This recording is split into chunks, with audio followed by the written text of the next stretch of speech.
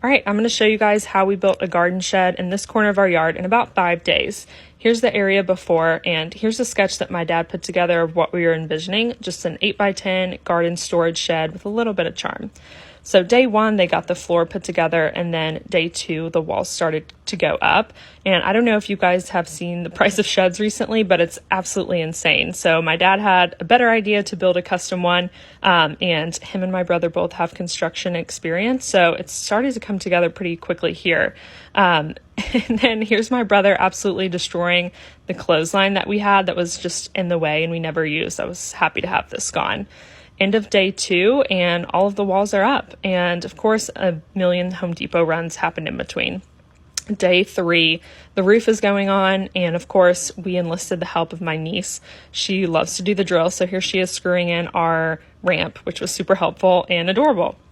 This was definitely the scariest part. My dad was on this roof for a couple hours getting everything into place and then screwing in the metal roof. So once this was done, we were all feeling a lot better. I love this view of it. You can really start to see it taking shape. And then here's the fun part. We started testing some paint colors.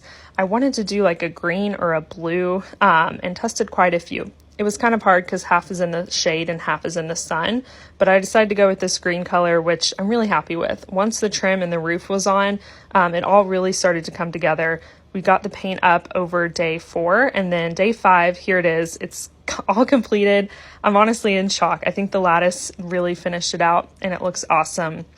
I love the color. I love the side view. I think the slope of the roof is so cute, and we even got this little storage area in the back.